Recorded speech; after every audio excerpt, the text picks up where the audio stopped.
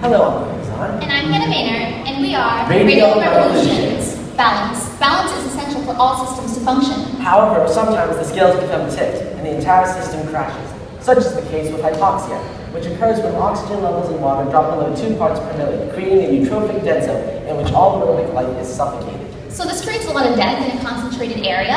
The corpses continue to float on the surface of the water, contaminating it, making fishing really hard for locals. Here at Radial Revolutions, we work to eliminate hypoxia in freshwater ponds and restore balance to ecosystems by creating a solar power turbine, which would circulate oxygen in water. So because students at Hull High School learn about hypoxia and earth science, our team immediately related the topic of balance to eutrophic waters. We thought of ways to move the water and oxygen, nutrients, thought of different paddles that we could use, did some research, and decided we really had to make a fluid dynamic turbine. Like any long-term project would, ours created some challenges. It took a long time to initially get a physical copy of the prototype because of the numerous calculations involved in assuming the materials we would need. We also really wanted to make the Hydro Revolution dependent on both solar and wind power, but after some research, we found that the trees lining many ponds and lakes made harnessing wind power very inefficient. So the Hydro Revolution relies solely on solar power. The Hydro Revolution itself consists of an impeller which would take water from the lower base, send it through the central shaft, and expel it at the head, or hydra of the Hydro Revolution, if you will, in 6 directions at 1,200 gallons per hour. So the base has some mesh on it to make sure that no fishing planes get stuck in there. That would be bad. The solar panel produces DC current, but the impeller itself only takes AC. So to get around this, we had to create an AC-DC inverter, which would take DC and convert it into AC. So the Hydro Revolution sucks up water, expels it, makes sure that the oxygen-rich water gets down to the bottom, which creates some convection. The Arduino is a microcomputer inside of our prototype that regulates the speed of the impeller and is capable of turning on the device from a distance. So the date of this expo limited the amount of research that we could have ready for you guys at this presentation. So we have ideas for the future. We would love to make a Hydro Revolution 2.0. This prototype would be, well, we'd like it to be, capable of monitoring levels of oxygen and physically moving to areas of eutropia. So, get to the problem at its source. We'd also really like to make it have an axis, and it could kind of use phototropism almost, like a sunflower would, to get towards the light at an angle that would really maximize the amount of solar power it could get. We hope that the Hydro Revolution will be able to solve hypoxia and are currently working to make it even more effective and affordable. We are Radial Revolutions. Join the revolution!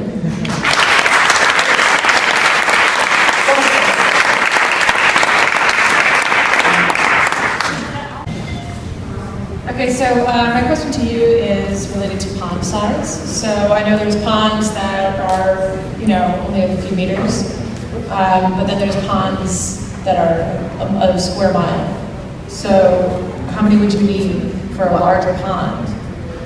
A good rule of thumb is that to have the gallons per hour that the pump is capable of expelling to be half of the gallons in the pond. So, for example, ours is capable of expelling 1,200 gallons per hour, and that would basically work in a pond up to 45 gallons, which would be like a 10-foot by 10-foot, 4-foot deep pond. Okay. So do you have to set? So if I had a 56,000 gallon pond, how many, so you need obviously more than one. So would you put them all in the center, or would you put them on the edges? Well, there are multiple ways you could go about this, and one of the other things that you can do is to easily make a larger version, which is very durable. You just basically have to upscale a lot of pieces, but yeah, you could either use a larger fountain or have fountains spread around the lake. And it also doesn't necessarily have to be larger. Just, you get more solar panels on there, get it to do more. You can change maybe the different motors that we're using, just get something that can be used on a higher scale. I mean, we were just making a small prototype. If we really wanted to spend the money on using a lot of extra stuff, we could have made something bigger. It would have been a little harder to test and, confined to the classroom. But I mean, yeah, I think it is doable. Actually, my question is somewhat related to both your question and what you just told us. I'm kind of curious if you had a cost estimate of what a small unit like this would be and what you think the scalability of these hydro impellers would be. Can you repeat that, please? Sure. Do you have a cost estimate of what a small unit like this would require? And you've kind of addressed the scalability, but if you could restate that, what do you think the scalability aspect of this would be? So this would normally be $200 and they sell things a lot like this. There's already a guy who makes something a little bit like this, so we were a little worried about liability reasons, but we found that his is a little different. Normally 200 to 300. This one would be 200.